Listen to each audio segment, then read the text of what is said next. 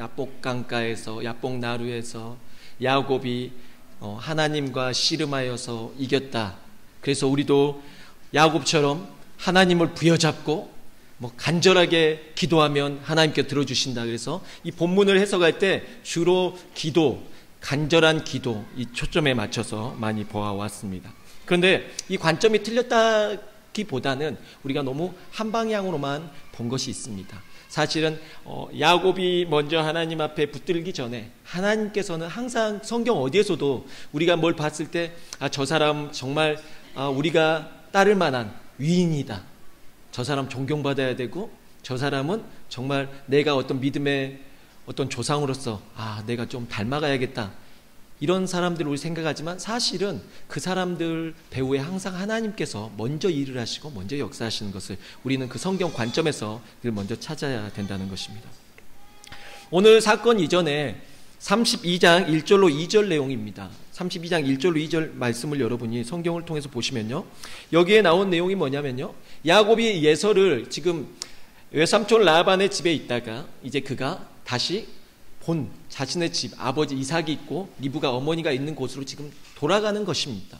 그가 이제 돌아가는 가운데 무엇이 생각납니까? 이제 돌아가면 형한테 마저 죽는 것밖에 남는 게 없습니다. 돌아갈 거니까, 돌아가려 하니까 얼마나 찹찹하고 얼마나 두렵고 걱정이 많겠습니까? 그 가운데서 그가 지금 우리는 이 가운데서 지금 무리를 두 무리로 나누는데요, 그 무리에 있어서 정말 순서가 있습니다. 어떻게 보면은 가장 앞세운 사람을 꼭 전장에 나가듯이 지금 생각지도 않고 야곱은 분리를 하는데요, 정말 진정한 장수라면 자신이 위험을 무릅쓰고 가장 앞에 씁니다. 그러나 우리 야곱은 가장 앞서지 않고 가장 뒤에 무리에 속하고 가장 앞으로 보낸 경우에는 이제 종들의 자녀들 순, 그리고 그 다음에 이제 처들의 자녀들 순으로 이렇게 놓고 짐승들부터 해서 순서들 보내는데 이제 우선순위가 뒤로 갈수록 우선순위인 거죠. 그렇게 해서 배치를 시키고 지금 나아가는 가운데 있습니다. 그 전에 이제 길을 행하다가 32장 1절로 2절에서 무슨 내용이 나오냐면요, 야곱이 길을 가는 도중에 그가 하나님의 사자들을 만났다라고 말을 합니다. 여러분, 길을 가는 중에 하나님의 사자라 그러니까 여러분이 생각할 때 우리가 말하는 그 라이언 사자가 아니라요, 천사를 말합니다. 천사, 하나님의 사자들, 일꾼들. 그래서 우리가 사자라면 하나님께서 명령하실 때 그 명령을 듣고 따르는 천사들을 말하는데요, 이 사자들을 한 명도 아니고 정말 많은 이 사람들을 만났다는 거예요. 이 천사들을. 여러분 생각을 해보십시오. 길 가다가 성경 어디에서도 이렇게 많은 천사들을 만난 사람, 여러분 우리가 생각할 때 영화도 아니고 천사가 땅에 이렇게 많이 걸어 다닌다고 생각을 해보십시오. 이거는 이런 걸 토대로 많은 이제 신화들이나 이야기가 만들어지긴 했습니다. 그러나 이건 있을 수 없는 일이거든요. 그런데 우리는 이 본문을 해석할 방법이 없습니다. 야곱이 하나님의 군대를 만났구나. 그리고 우리는 거기에서 멈춥니다. 하나님의 군대. 그가 그 하나님의 천사들을 보고 이름하여 뭐라고 부르냐면 마하나임이라고 부릅니다. 마하나임의 뜻은 하나님의 군대다라는 뜻을 가지고 만듭니다. 그 땅 이름을 하나님을 만났다, 하나님의 이 사자들을 만났다, 하나님의 군대를 만났다. 그래서 마하나임이라고 이름을 정하는 거죠. 그 이상 우리는 어떻게 해석할 방법이 없습니다. 하나님의 군대를 만났나 보다. 그리고 나서 이제 또 진행하다가 야곱이 야복 나루에서 그날 하나님과 씨름했다는 내용으로 연결이 됩니다. 근데 여러분, 사실은요, 이게 연결이 돼야 되는 사건입니다. 지금 야곱이 에서를 만나러 가는 도중에 하나님의 군대를 만났는데 이게 그냥 우리가 넘어가야 할 일이 아니라는 것입니다. 성경에서 보면요, 항상 천사들이 먼저 나오는 부분에 있어서는 그 뒤에 있는 사건에 대한 예고편이 됩니다. 천사가 하나가 나오든 둘이 나오든 아니면 천사가 그룹으로 나오든 아니면 천사장이 나오든 그거에 따라서 여러분 우리가 알아야 될 것은 하나님께서 뒤에 나오는 사건에 대하여서 그 사건의 중요함, 긴박감을 표현하는 방법으로 먼저 하나님의 천사들이 나온다는 것입니다. 우리가 잘 아는 예수님께 탄생하실 때 일반 천사도 아니고 천사장 가브리엘이 내려와서 이런 소식을 전하는 내용이 나오고요. 천사들이 직접 내려와서 이런 내용이 나옵니다. 그리고 예수님이 사역하는 동안에는 어떤 천사들이 나오질 않아요. 그리고 예수님께서 시험을 받으신 이후에 광야에서 금식하시고 끝나실 때 또 천사가 나와서 예수님께 수종들더라라는 내용이 나옵니다. 예수님은 천사를 부리시는 거죠. 그러나 사역 중에 또 천사가 나오는 부분이 나오지 않다가 예수님께서 죽으시고 부활하셨을 때 천사가 와서 그 무덤의 돌문을 굴리고 그 위에 앉아있는 내용이 나오게 됩니다. 그러니까 예수님께서 탄생하실 때나 이런 사건에서 천사가 항상 나온다는 거죠. 그뿐만이 아닙니다. 성경에서 많은 부분에서 천사들이 먼저 예고가 되어지는데요. 여러분 그 소돔과 고모라를 멸망시키기 전에 두 천사가 롯을 향해서 그 소돔과 고모라에 가서 롯의 집에 거하는 내용이 나오게 되는 것입니다. 무슨 예고입니까? 이 땅에 곧 있으면 멸망할 것이다 하고 천사가 먼저 가는 내용이 나옵니다. 거기에서만 끝이 아닙니다. 사무엘하 24장 16절에서는 다윗이 전쟁을 통해 확장된 이제 자신의 나라가 너무나 뿌듯한 겁니다. 그러니까 뭘 하고 싶냐면 자기가 인구조사를 하고 싶은 겁니다. 여러분 아셔야 될 건요, 별거 아닌 것 같은데 왜 이런 일을 이렇게 하나님께 하셨나 싶을 정도로 이 다윗이라는 사람이 여인 하나를 취했을 때도 그냥 이렇게 큰 일은 없었던 것 같은데 오히려 다윗이 인구조사를 했을 때 하나님께서 그의 교만함 때문에 그가 큰 실수를 한 겁니다. 왜냐하면 자신이 이뤘다라고 그 업적에 대해서 자신이 뿌듯해서 인구조사를 장작 9년 반 동안 거의 그 인구조사를 한 겁니다. 그래서 이제 9년 반이 아니라 9개월 동안. 그래서 그가 오랫동안 인구조사를 해서 얻은 결과가 뭐냐면 하나님께서 그 땅을 전염병으로 치신 것입니다. 그래서 몇 명이 죽냐면 자그마치 7만 명이 죽습니다. 이때 이들을 칠 때 누가 나타났겠어요? 또 천사가 나타납니다. 천사가 나타나서 치는 내용이 나오다가요, 이제 다윗이 하나님 앞에 회개를 하고 하나님 고만 이제 제가 잘못했습니다 그러면서 회개할 때 하나님께서 천사를 멈추게 하신대요. 그때 그 천사가 큰 칼을 들고 그 땅에 멈춰섰는데 다윗이 그걸 보고 그 땅이 바로 이제 아라우나라고도 말하라고 오르난이라고 말도 하는 그 사람의 그 타작 마당 앞에서 그 천사가 멈춥니다. 나중에 이 장소는 성전이 세워지는 장소가 되기도 합니다. 어찌됐든 이 7만 명이 죽기 전에 누가 나타났습니까? 하나님의 천사가 나타나는 겁니다. 민수기 20장 16절에서도 모세가 이스라엘 백성들이 애굽에서 고통하는 가운데 여호와께 부르짖었을 때 하나님께서 천사를 보내어 그들을 인도하셨다라고 성경에 나옵니다. 그리고 우리가 다 알지는 못하지만 모세가 애굽으로 가서 많은 이적들을 행하죠. 그중에 열재앙, 많은 이런 이적들을 행할 때마다 하나님께 천사를 통해서 역사하지 않으셨겠냐는 겁니다. 또한 애굽에서 이스라엘 백성들 끌어내는 가운데서도 애굽 군대로부터 하나님께서 천사들을 통해서 그들을 건져주신 거죠.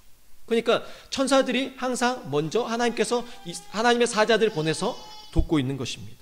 여호수아서 5장 13절에서 15절에서는 여호수아가 여리고에 가까이 이르렀을 때 한 사람이 칼을 빼어 손에 들고 여호수아 앞에 나아가자 여호수아가 너는 우리를 위하느냐 우리의 적들을 위하느냐라고 말하자 그 사람이 나는 여호와의 군대 대장으로 지금 왔느니라고 말합니다.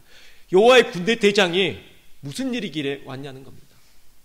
정말 중대한 일이죠. 그 뒤에 일어난 일이 무엇입니까? 바로 이들이 가나안 땅에 들어가서 전쟁을 치르는데 그 전쟁이 정말 중요한 전쟁이었습니다. 그게 바로 여리고성 전투였습니다. 근데 그냥 일반 천사도 아니고 하나님의 군대 장관이, 그러니까 천사장이 왔다라는 것입니다. 그래서 이제 여호수아는 그 앞에 이제 무릎 꿇고 하나님의 그 말을 듣는 거죠. 하나님께서 먼저 보내신 이유는 하나님께서 천사를 통해서 내가 너희와 함께 하겠다. 두려워하지 말아라. 저 이방 나라 들어가서 그 사람들이 아무리 두렵고 강력해도 너희는 두려워하지 말아라. 전에도 너희들이 두려워해서 너희가 광야에서 40년 동안 그렇게 무너졌기 때문에 두려워하지 말고 내가 너희와 함께 하니까 나의 군대로서 나의 천사들로 너희와 함께 하니까 두려워 말라는 걸 보여주는 거죠. 또한 여기에서만 멈추지 않습니다. 성경에서 아람 군대가 한 번은 이스라엘 백성들을 전체를 에워싼 적이 있습니다. 성 외곽을 다 에워싸니까 백성들이 그 안에서 얼마나 비참한 일이 많이 발생됐냐면요. 여러분 우리가 이제 전염병 코로나 때문에도 우리가 막 걱정하고 그러지 않습니까? 일단은 우리가 조심해야 되고 그래야 됩니다. 그러나 일단 병 때문에 죽기 전에 어디 못 나가고 안에만 갇혀 있으면 우리가 굶어 죽어요. 예, 굶어 죽어요. 정말. 그러니까 아람 군대가 진쳐버리니까 거기서 나오지를 못한 겁니다. 어떤 현상이 발생했겠습니까? 물가가 상승하기 시작하는데 어느 정도로 올라버리냐면 비둘기똥 엄청 비싸게 하고 나귀 머리, 먹지도 않는 나귀 머리 하나가 정말 오늘날 말하면 집 한 채 값 할 정도의 가격이 나가버린 겁니다. 말도 안 되는 물가가 나온 거죠. 오늘은 네 아이들을 내가 먹자. 우리 둘이 나눠 먹자. 내일은 네 아이를 나눠 먹자. 근데 먼저 이 아이를 같이 나눠 먹었는데 내일 되니까 이 여자가 내 아이는 줄 수 없다. 내 아이는 죽일 수 없다. 네 아이는 맛있게 먹었다. 뭐 이런 식도 아니고 정말 이 비참한 일 아니고 이게 성경에 다 기록되어 있는 내용입니다. 제가 거짓말을 말하는 게 아니에요. 이렇게 비참한 상황에서 하나님의 선지자는 엘리사는 뭘 봤냐면 하나님의 군대가 아람 군대는 자기들이 생각할 때 이스라엘 백성들을 에워쌌다고 생각했는데 하나님의 군대는 아람 군대를 에워싸고 있는 것을 본 겁니다. 하나님의 군대가 더 숫자도 더 많고 더 강력한 겁니다. 근데 그 종은 옆에 있던 엘리사의 종은 알아보지 못하니까 그거에 대해서 두려워하고 걱정하는 거죠. 그때 말을 할 때 뭐라고 말하냐면 하나님 이 종의 눈을 떠서 보게 해주시라고. 그 종의 눈이 열려서 보게 됩니다. 그랬더니 하나님의 군대가 더 많고 그들을 에워싼 것입니다. 이처럼 하나님은 항상 먼저 하나님의 군대를 보내셔서 우리가 두려워하는 것들을 먼저 하나님께 에워싸시고 그 가운데서 하나님께서는 우리를 지켜주고 계시다는 거 우리는 잊어서는 안 된다는 겁니다. 다니엘은 21일 동안 금식을 하는 일이 있었습니다. 금식을 하면서 기도하는 가운데 나중에 21일째가 되는 때 천사장 미가엘이 이제 환상으로 보여주면서 그가 와서 뭐라고 말하냐면 내가 원래는 너가 기도할 그쯤에 먼저 출발했는데 바사국 군대가 막아서 이제야 내가 도착했다라는 말을 하게 됩니다. 그게 뭐냐면 바사국은 우리가 말하면 영적인 어떤 악한 영들이 막았다라는 거죠. 근데 21일째 금식 딱 끝날 때쯤에 이제 승리하고 미가엘이 도착했다. 하나님의 그 응답을 가지고 축복을 가지고 도착했다라는 것이죠. 그래서 항상 우리가 알아야 될 것은 하나님께서 여러분 우리가 기도가 다 끝나고 우리가 기도를 잘해서 우리 하나님 감동시켜서 하나님 역사하시는 게 아니라 하나님께서는 먼저 항상 우리에게 출발을 하시고 먼저 우리를 준비하신다는 것입니다. 그러나 우리가 끝까지 그것을 승리로 이루어가야 된다는 거죠. 하나님이 우리가 승리하길 바라신다는 거죠. 아브라함은 어느 날 또한 장막에 앉아있다가 세 사람을 보게 됩니다. 세 사람을 보고 나아가서 엎드려 절하고 자기 집으로 모셔서 대접을 하는 겁니다. 그래서 극진히 대접합니다. 정말 많은 것으로 준비하고 했는데 그 세 사람 중에서 한 분은 여호와 하나님이었다라고 나옵니다. 천사들은 찾아온 것은 있었어도 하나님께서 직접 오시는 경우는 없었습니다. 정말 놀라운 사건입니다. 그 두 천사를 대동하고 하나님 직접 아브라함 집에 방문하신 거예요. 그러면 도대체 어떠한 큰일이길래 하나님께서 이렇게 직접 오셨는지. 근데 그 내용이 뭐였냐면 하나님께서 아브라함에게 말씀하시기를 네가 99세잖아. 그지만 너 곧 애 낳을 거야. 사라가 한 10살 차이 나니까 한 89세 정도 됐을 겁니다. 저기서 있다가 사라가 들었습니다. 그 말을. 사라가 곧 있으면 이제 임신할 거다. 사라가 웃었어요. 왜 안 웃기겠습니까? 사라가 89세인데 이미 생리가 끊어졌습니다. 근데 본인 몸을 더 잘 알고 애를 못 갖는 걸 아는데 자기 보고 애를 갖는다니까 얼마나 웃겨요. 웃었어요. 그러니까 하나님이 그거를 웃는 것을 저기서부터 막 사라가 하하 하고 웃은 건 아니지만 몰래 웃었는데 하나님 그걸 아시고 네가 웃었다. 제가 웃지 않았어요. 너 웃었다. 나중에 그 이삭의 이름이 기쁨이라는 뜻이에요. 웃었다라는 그 웃음. 하나님께서 정말 웃음을 주신 거죠. 원래는 진노해야 되는데 근데 왜 그 사건을 하나를 때문에 알려주시려고 하나님 오셨냐는 거예요. 이 사건은 뭐와 나중에 연결되냐면요. 여러분 사라가 얘를 가져야 이삭을 통해서 이스라엘 자손들이 연결이 되는 겁니다. 그 이스라엘 자손들을 타고 나중에 유다의 자손, 다윗의 자손 예수 그리스도께서 오게 되시는 것입니다. 그러니까 이게 어찌 중요한 일이 아닙니까? 사라가 임신하는 것과 예수님께서 마리아의 몸에서 잉태되는 그 사건에서는 정말 큰 일이기 때문에 우리가 말하면 급이 다른 거죠. 일반 천사들이 오는 게 아니라 하나님께서 이렇게 해 가신다는 것입니다. 또 언제 나타나냐면 하나님께서 이삭을 모리아산에 이제 여러분 100세에 돼서 아들을 낳았는데 이 아들을 좀 장년 되게끔 한 오늘날로 말하면 한 25살 정도 그러니까 이제 다 청년을 다 키워서 결혼도 시키고 이래야 할 아들을 하나님께서 너는 모리아산에 가서 바쳐라 라고 말씀을 하십니다. 다 키워놨는데 바쳐래요. 근데 아브라함이 그 말에 순종하고 모리아산으로 갑니다. 그리고 그 모리아산에서 죽이려 하는 순간 하나님께서 주의 사자를 통해서 천사를 보내셔서 아브라함아, 네가 이제 나를 사랑하고 네 아들보다 네 독자 아들보다 나를 더 사랑한지 알았다. 멈춰라라고 말씀하시면서 이제 그럴 때 또 천사가 또 나타나는 거죠. 엄청 중요한 사건입니다. 대가 끊길 수도 있었어요. 그건 하나님 대가 끊기게 하려는 게 아니라 이 아들 하나밖에 없는 이 아들을 어렵게 태어난 이 아들이 뭘로 시작하기 바라신 거예요? 믿음으로 시작하기 바라신 겁니다. 여러분이 우리가 할 때는 아브라함의 믿음으로만 이게 이루어졌다고 생각하는 아니에요. 아브라함이 125세 여러분 아들이 많이 예를 들면 이삭이 25살인데 누가 더 힘이 세겠습니까? 네. 누가 더 힘이 세겠어요? 아들 아니어도 될 것 같아요. 우리 임경희 집사님이 우리 따님을 갖다가 들어갖고 이렇게 죽이려고 칼로 딱 하려는 순간에 믿음이 좋아 보이는 딸은 가만히 있겠죠. 어머니 날 죽이소서, 나를 거두소서, 키워주셔서 감사합니다. 아니에요. 아마 발로 걷어찰걸요? 밀어버릴걸요? 근데 그 아들이 그렇게 힘이 좋았음에도 있었다는 건 뭐예요? 믿음의 순종을 이룬 겁니다. 그러니까 이 믿음의 역사는, 모리아산의 역사는 두 사람의 합작품인 거죠. 근데 이 상황에서 또 누가 출연했다고요? 천사가요. 왜? 이 일이 정말 중요하기 때문입니다. 하나님께서 그냥 이 아들을 독자 이삭을 그냥 키워나가시는 게 아니라 이 아들이 뭘로 출발하길 바란 거예요? 어렵게 태어난 이 아들이 믿음의 자손을 이어가야 되기 때문에 이 아들마저도 믿음이 있어야 된다는 거예요. 이 아버지의 믿음을 이어가야 된다는 거예요. 지금 모리아산의 사건은 그냥 사건이 아니라 아버지의 아버지의 믿음을 아들에게 지금 이양시켜주고 있는 거예요.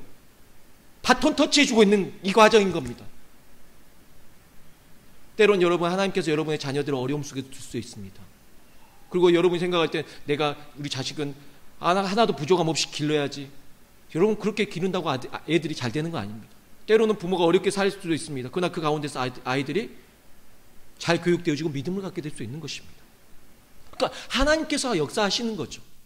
이게 얼마나 중요한 사건인지 모릅니다. 이 중요한 사건에 천사를 보내시게 된다는 것이죠. 창세기 28장 10절로부터 22절에서 보니까 이제 야곱이 도망을 치게 되죠. 에서를 속이고 도망치는 가운데 그가 어느 땅에 머물러서 잠을 청하고 잠을 자는데 꿈에 하나님의 하늘로부터 땅부터 하늘 끝까지 사닥다리가 이렇게 섰는데 그 사닥다리 위에는 여호와께서 계시고 밑으로는 천사들이 왕래를 하는 것을 꿈으로 꾸게 되는 것입니다.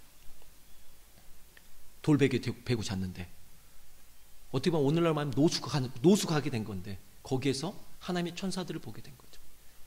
굳이 이걸 보여준 이유가 뭘까요? 그러면 우리는 그 이후의 사건을 알아야 되는 것입니다. 하나님 뭐라고 말씀하시냐면 야곱아 걱정하지 말아라.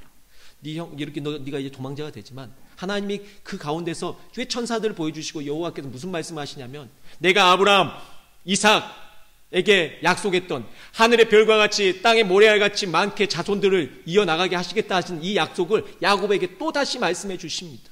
그러면 내가 너와 함께 할 것이다. 네가 그리고 다시 돌아오게 될 건데 무사하게 돌아오게 할 것이다. 하나님 그 약속을 주시는 과정에서 또 누가 나타나요? 천사가 나타나요. 정말 중요한 사건이기 때문입니다.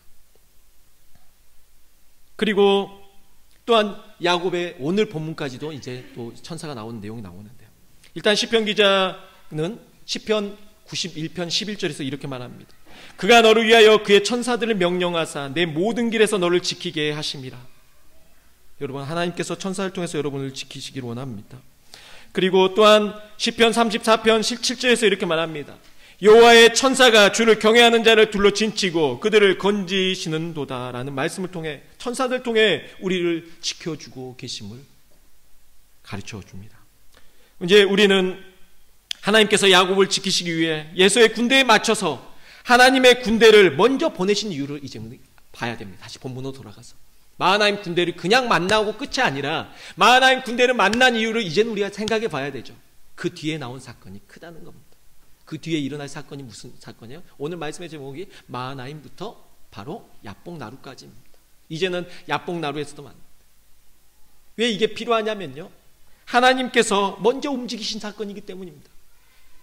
지금 야곱은 전혀 싸울 생각이 전혀 없습니다. 싸울 생각이 없어요. 형이랑. 형한테 그냥 나는 첫 번째 죽지 않으면은 최고고, 두 번째 형한테 안 죽어도 나는 종으로 아마 종돼서 형을 평생 종으로서 섬기고 아니면 어디 팔릴 수도 있다, 이런 두려움까지도 가졌을 겁니다. 뭐 자신이 갖고 있는 거 자기가 주던 안 주던, 야곱은 지금 정해서 앞에 순서대로 형에게 바칠 거, 줄 거 뭐 이렇게 다 정했지만 뺏어버리면 끝나는 거잖아요. 그러나 에서는 지금 저쪽에서 올 때 순수한 마음으로 동생 만나서 끌어안고 화해하려고 왔다면 혼자 오죠. 왜 400명의 남자들을, 장정들을 끌고 옵니까? 끌고 와요. 근데 지금 이 야곱은 그걸 몰랐어요. 그러다가 정탐꾼을 보내서, 먼저 종을 보내서 알아보니까 에서가 400명을 끌고 온다는 거예요. 400명이 그냥 걸어오진 않았을 거고 뭔가 약대를 타든 무슨 군대가 돼서 왔을 건데, 그러면 지금 이 야곱은 그거에 대해서 이제 안 거예요. 이제 안 거예요. 이 사건 이전에 근데 무슨 사건이 있었냐면 마하나임 군대가 먼저 만난 사건이 있었다는 거죠. 여러분, 누가 먼저 출발했어요? 누가 먼저 알았어요? 하나님이 먼저 하시고 하나님께서 먼저 그의 군대를 보내신 것입니다. 그냥 야곱을 만나서 스쳐 지나간 군대가 아니었고요. 하나님께서 에서의 상황, 에서가 지금 군대를 끌고 오고 있는데, 얘는 전쟁을 치려고 오고 있는데 지금 야곱 얘는 전혀 그런 생각도 없고 대비도 안 돼 있고 그런 생각 자체를, 전쟁 생각은 전혀 없고 그냥 난 살기만 바라는 마음으로 오고 있다는 하나님이 아시고 먼저 야곱의 군대에 맞서서 하나님의 군대를 거기에 보내버리시는 것입니다. 호세아 12장 4절에서는 이제 우리가 아는, 우리가 그러면 이제 야복 나루로 갔을 때, 왜 그러면은 우리가 생각할 때 야곱은 야복 나루에서 왜 하나님과 씨름했다라는 내용을 왜 나오는 걸까? 우리가 오늘 다시 주목해 봐야 할 건, 첫 번째는 마하나임 군대잖아요. 두 번째는, 자, 그러면 하나님의 군대를 통해서 일하시지만 지금 하나님께서 누굴 또한 훈련시키셔야 돼요? 야곱 또한 훈련을 시켜야 되는 것입니다. 야곱이 전혀 훈련이 안 돼 있잖아요. 이상했어요. 그날따라 먼저 다 나루 먼저 건너편으로 다 보냈어요. 종들과 자녀들과 다 보내놓고 혼자서 야복 나루에 혼자 있는데, 하나님께서 지금 야곱에게 나타나셨다라고 나오는데요, 성경에서 우리가 봤을 때는 좀 약간 달라요. 원래는 우리가 하나님과 겨루어서 이겼다라고 우리 개역 개정에서는 해석하고 있지만, 개역 개정과 다르게 우리가 봐야 될 것은 그냥 하나님과 겨루었다 정도로, 이겼다가 아니라 겨루었다. 근데 하나님과 겨루었다라고 보는 게 아니라요, 호세아서 12장 4절에서 뭐라고 말하냐면요, 씨름한 대상이 바로 다름이 아니라 하나님이 아니라 천사였다라고 말해주는데요, 천사와 겨루어 이기고 울며 그에게 간구하였으며 하나님은 베델에서 그를 만나셨고 거기에서 우리에게 말씀하셨나니. 그러니까 하나님과 씨름했다라고 성경 표현은 하지만 정확히 말하면 하나님의 사자와 밤새도록 씨름을 한 것입니다. 하나님의 천사가 힘이 없어가지고 늙은 야곱과 밤새 날 새도록 씨름을 한 거예요. 맞습니까? 아니겠죠. 맞춰주신 거죠. 맞춰주신 거죠. 네. 여러분이 자녀들을 못 이겨서 밤새 자녀들을 부여잡고 씨름하진 않잖아요. 이길 힘이 있잖아요. 맞춰주는 거죠. 왜? 훈련이란 건 뭐예요? 그 사람 수준에서 맞춰주는 거예요. 내 수준에서 이 사람에게 가해버리면 이 사람 죽을 수 있어요. 훈련이라는 게 단계가 있잖아요. 야곱에게는 하나님께 야곱 수준에서 밤새 훈련을 시키신 거죠. 그도 또한 뭘로? 믿음의 용사로서 길러내시는 훈련을 시키신 겁니다. 얼마나 하나님 훈련을 잘 시키는지 밤새 씨름하신 이후에 이 야곱이 갈 때쯤까지 계속 안 놔주니까, 나라, 나 갈련다 그러니까 축복하지 않으면 내가 놓지 않겠습니다. 축복하고 가세요. 그러니까 네 이름이 무엇이냐? 야곱입니다. 네 이름을 이제는 이스라엘이라 할 것이다. 그러면서 그의 어디를 치시냐면 환도뼈, 그러니까 허벅지 관절을 치신 겁니다. 예전 성경은 환도뼈라고 말합니다. 허벅지 관절을 치니까 그때부터 관절이 뒤틀려서 그가 이제 절개된 것입니다. 이 정도 상황이면 약 우리나라로 말하면 장애인 3급 정도 됩니다. 2급에서 약 3급까지, 심하면 2급까지. 그래서 이제는 하나님께서 밤새 이들 군사로 훈련시키신 것인데, 군사가 지금 상태가 어땠다고요? 군사 상태가 이 허벅지 관절이 어긋났다고요. 그래서 뭐가 됐다고요? 오늘 밤 장애인이 됐다고요. 아니, 하나님께서 훈련시키시고 하나님께서 군사로 만드셔가지고 밤새 훈련시켜줬는데 그 결과가 뭐라고요? 싸우지 못할 상황으로 된 거예요, 이 사람이. 근데 이게 하나님의 관점에서 뭐라고 말씀하시냐면요, 이제 됐다. 너 이제 딱 내가 내가 너를 싸움에 보내기 딱 좋은 상태다. 너 이제 정말 누가 봐도 딱 군인스럽다. 하나님 관점 이렇다는 거예요. 말이 됩니까? 하나님의 관점이 그렇다는 거예요. 하나님이 보시는 그 관점의 훈련은 무엇입니까? 바로 하나님의 말씀에 순종하고 하나님의 말씀에 그대로 따르는 자로서의 겸손한 자세의 모습으로 낮춰버리신 것입니다. 성경에서 너 지렁이 같은 야곱이라는 표현을 씁니다. 지렁이처럼 아주 힘도 없고 아무것도 할 수 없지만 네가 오늘날 이름을 얻게 되고 명성을 얻게 된 게 무엇이냐? 누구 때문이냐? 결국엔 하나님 때문이 아니냐? 그러면 야곱이 가장 강력해진 것은 어떻게 강력해질 수가 있냐면 야곱의 힘, 야곱의 의지, 야곱의 능력이 가장 약했을 때 가장 하나님의 역사가 그를 통해서 가장 강력하게 나타나기 때문에 내가 약할 그때 곧 내가 뭐한다? 강함이다 라는 표현이 맞다는 것입니다. 밤새 하나님께서 야복나루에서 그에게 하신 일이 그를 못살게 만들고 그를 장애인 만드신 거고 불편하게 만드신 것이 아니라 하나님의 말씀에 순종하는 정말 온전한 사람으로 하나님께서 훈련시키신 것이라는 것이죠.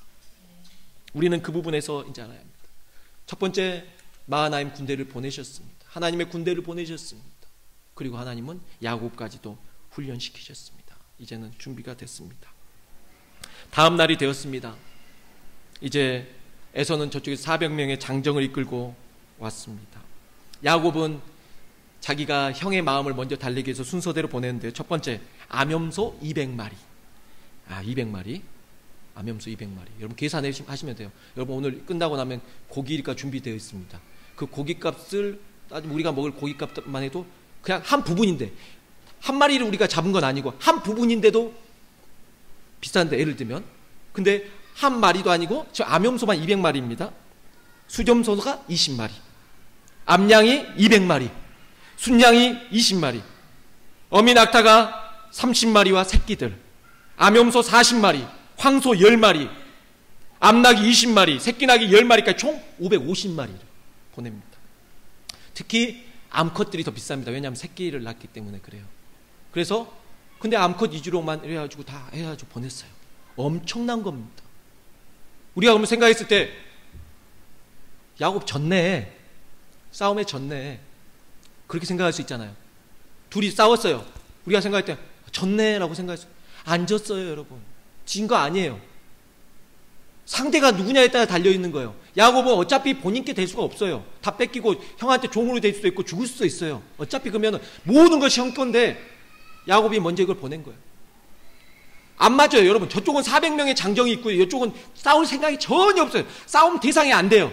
균형을 맞춰야지 전쟁이라는 게 되지 않습니까? 그 균형을 누가 이루어주셨다고요? 하나님께서 하나님의 군대를 통해서 그 균형을 이루어 가신 것입니다. 결과가 뭐라고요? 여러분, 우리 저쪽에 왼쪽에 있는 우리 친구가 한슬이, 그리고 옆에가 한이, 우리 동생이에요. 한슬이하고 한이하고 싸웠어요. 누가 이길까요? 여기 한슬이. 여기서 한이가 이긴다라고 생각하시는 분은 좀 정신이 좀 이상할 거예요. 우리 생각. 당연히 한슬이가 이길 거라고 생각한단 말이에요. 근데 엄마가 그때 둘이 막 싸우고 있을 때 엄마가 나타나가지고 그만해. 야, 둘이 무승부다.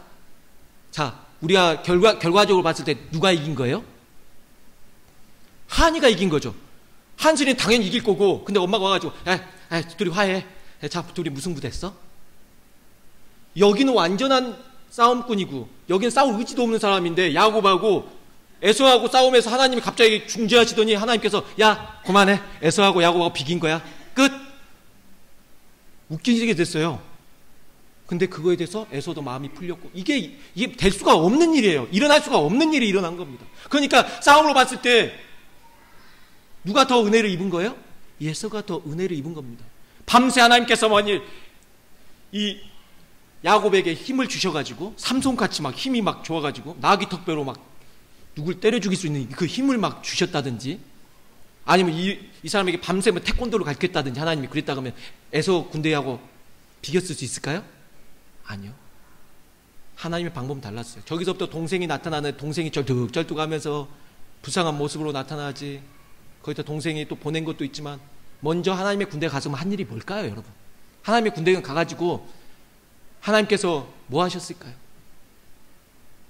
오는 동안, 이쪽에서 야곱은 가고 그쪽에서 오는 동안 하나님께서는 에서의 군대와 에서의 마음을 뭐 하셨을까요? 하나님의 전사들은 그들의 마음을 녹이기 시작하신 겁니다. 여러분, 에서도 정말 에서가 야곱과 화해하려고 그 사람들 끌고 온 거라면 그렇게 오지 않는다니까요. 죽일 생각을 갖고 온 거예요. 출발할 때만 하더라도 이 동생 만나면 죽여야지, 이 생각 갖고 출발했어요. 또 오는 도중에 마음이 바뀌어버린 거예요. 그러더니 만나면서 동생이 여기서부터 형님 하면서 7번 전화하면 나가니까 안으면서 서로 울고 화해해버렸어요. 죽이려고 출발했는데 도착해서는 어떻게 됐어요? 울고 끌어안고 끝났어요. 그냥 될 수 있는 일 같습니까? 될 수 없는 일이에요. 하나님이 하신 거죠. 정말 하나님이 하신 일입니다. 여러분, 그렇게 확신을 가지셔야 돼요. 하나님이 안 하고는 이런 일이 일어날 수가 절대가 없습니다. 말도 안 되는 일이 일어난 것입니다. 여러분, 하나님께서 이처럼 천사들을 먼저 보내신 것처럼 우리 앞서서 하나님의 일을 먼저 이루어 가신다는 것입니다. 그리고 때론 여러분에게 어려움도 주셔요. 환난, 고통, 때론 내 몸도 연약하고 왜 하나님 나를 이렇게 하십니까? 이런 것이 있지만 그게 왜 그런다고요? 결국에는 나를 뭐하게 하기 위해서? 하나님께서 가장 나를 통해서 역사하시기 좋은 몸으로 만드시기 위해서. 네. 왕자 있다고 싸움 잘하는 거 아닙니다, 여러분. 네? 왕자 있으면 막 건강한 거 아니에요. 네? 제가 군대에 있을 때 고참이 들어왔는데 헬스 트레이너를 막 보니까 진짜 무슨 몸이 막 어깨도 이만하고 몸이 이렇게 커요. 감기 가장 먼저 들어와가지고 항상 오랫동안 알아눕고 아프고, 저기 뚱뚱한 고참 맨날 배 나와갖고 맨날 먹는데도 한 번 아픈 걸 못 봤어요. 네. 그러니까 우리가 겉으로만 봐가지고는 모른다는 거죠. 몰라요. 사랑하는 성도 여러분, 하나님께서 여러분이 가장 쓰기 좋은 모습으로 여러분을 훈련시켜 나가고 계심을 믿으시기 바랍니다. 결론입니다. 하나님의 싸움 방법은 세상 싸움처럼 무조건 치고받고 이기는 것만 싸움이 아니라 야뽕나루에 혼자 남아 깊은 고민과 두려움과 고통 가운데 잠겨있는 야곱과 같은 상황 속에서 우리를 죽일 듯이 우리를 쓰러뜨리려고 다가오는 에서와 같은 문제 속에서 끝까지 하나님의 약속의 말씀을 부여잡고 승리하는 것입니다. 생각보다 세상 속에서 우리가 싸워야 할 대상은 단조롭지가 않습니다. 에베소 6장 12절에서 이렇게 말합니다. 우리의 씨름은 혈과 육을 상대하는 것이 아니요 통치자들과 권세들과 이 어둠의 세상 주관자들과 하늘에 있는 악의 영들을 상대함이라 라고 바울은 말하며, 우리의 싸움이 눈에 보이는 것에서만 문제가 발생한다고 말하지 않고 눈에 보이지 않는 영적인 부분에서 우리의 싸움이 시작되고 있다는 것을, 우리의 문제가 발생한다는 것을 가르쳐 준다는 것입니다. 그래서 우리는 그 문제의 해결을 외적으로만 하려고 하면 안 된다는 거예요. 내면 안쪽에가 골마 있는데 외적으로만 해결할 수가 없다는 것입니다. 영혼의 문제인데 우리가 육적인 부분으로만 해결할 수 없다는 것입니다. 그러나 반대입니다. 오히려 우리가 내면적인 부분을 치유하면, 영적인 부분을 치유하면 외적인 것까지도 치유가 되는 역사가 있다는 것입니다. 그래서 본질적인 것부터 해결해 나가야지 우리가 겉만 반지르하게, 여러분이 감기 걸려갖고 몸은 아픈데 화장 칠하면 겉으로 봤을 때는 사람들이 봤을 때 아, 핏기 있어 보이고 좋아 보인다, 보일지 모르지만 몸이 아니잖아요. 겉으로 우리가 보이는 것과 안에 아픈 것과는 다른 거죠. 마찬가지입니다. 하나님께서 우리의 본질적인 문제를 해결해 주셔야 된다는 것입니다. 에서의 군대가 올 때 이미 하나님의 천사들 통해서 그들의 마음을 다 녹여버리신 것 같이 생각해 보십시오. 에서한테 맨날 그 군대들이 뭔 소리를 들었겠어요? 야, 내가 동생이 하나 있었는데 동생이 나를 그렇게 사기를 쳐가지고 팥죽 한 그릇 끓여주더니 나한테 야, 장자권을 형 명분을 넘기라더라. 그러더니 나중에 가가지고 내 아버지의 축복받고 도망갔다. 이런 죽일놈 우리가 다 가서 죽이겠습니다. 그래서 막 400명도 났을 때 우리 같이 가서 우리 에서를 위해서, 우리 장군을 위해서 가서 우리가 이 사람을 죽입시다고 막 이렇게 일어났을지 모르지 않습니까? 오히려 옆에 있는 사람들이 더 화내요. 여러분 그런 거 보시죠. 우리는 싸우는데 옆에 있는 사람이 더 화를 내는 경우가 있어요. 에서보다 더. 근데 이 400명이 올 때 마음이 다 풀려버린 거 아닙니까? 에서의 마음도 풀리고. 이게 어떠한 역사입니까? 내적인 문제를 하나님께서 역사해 주신 거죠. 우리는 항상 눈에 보이는 전쟁만 생각할 때 하나님께서는 야곱이 보지 못하는 영적인 전쟁을 준비시키신 것입니다. 사랑하는 성도 여러분, 우리는 이러한 중요한 관점을 늘 생각해야 합니다. 마태복음 18장 18절에서 예수님께서 말씀하시기를 진실로 너희에게 이르노니 무엇이든지 너희가 땅에서 매면 하늘에서도 매일 것이요 무엇이든지 땅에서 풀면 하늘에서도 풀리리라 하신 말씀처럼 하나님의 말씀을 붙잡고 이 땅에서 매인 여러분 인간관계, 일적인 문제, 가정의 문제, 또한 우리의 사회의 문제, 이 문제들을 하나하나 풀어가는 영적으로 깨어있는 삶을 살게 되기를 바랍니다. 또한 우리의 문제를 미리 아시고 우리보다 먼저 앞서서 우리가 시험당할 즈음에 또한 피할 길을 내사 그 일을 우리 능히 감당케 하시는 하나님을 믿고 의지하면서 야곱처럼 고민하는 가운데서도 우리는 하나님을 붙들어야 할 것입니다. 중대한 문제이고 조심스러운 문제지만 말 안 할 수가 없습니다. 또한 어제 우리가 코로나 바이러스가 갑자기 한국에서 그전에는 확진자가 31번 확진자 이렇게 나오다가 어제 갑자기 127명이 확 늘어버렸어요. 어떤 상황인지는 아실 겁니다. 그래서 우리가 다들 걱정이 많습니다. 여기도 갑자기 어제 오늘 확진자가 확 늘면서 이 베네치아도 이제는 우리가 신경 쓰지 아니할 수가 없습니다. 여러분, 우리가 막는다는 게 우리의 힘으로 될까요? 막을 수 있을까요? 여러분이 막으면은 막아집니까? 제가 사방팔방 돌아다니고 여기 와 설교하고 여러분 설교 들으면 여러분도 다 똑같아요. 아무리 여러분이 집에만 있다가 여기 오면 그런다고 여러분 집에만 있고 여러분 장 보러 안 가십니까? 장 볼 때 또 트람이나 버스를 안 타십니까? 우리가 그러니까 막을 수 있고 조심은 해야 되는 게 맞습니다. 그러나 우리가 막는 건 한계가 있다는 거예요. 그러나 오늘 말씀 속에서 우리가 희망을 갖는 게 무엇입니까? 하나님께서 하나님의 백성들을 지키시는 것, 먼저 앞서서 천사들을 보내서 지키시는 걸 우리가 보지 않습니까? 하나님이 우리를 지켜주셔야 삽니다. 하나님의 우리가 그래서 이렇게 마음을 가져야 할 것입니다. 야곱보다 앞서 하나님의 사자들을 보내신 하나님께서 여러분과 늘 함께 하시며 천사들을 통해 늘 지켜주시기를 야곱처럼 간절히 간구하면서 믿음을 가져야 할 것입니다.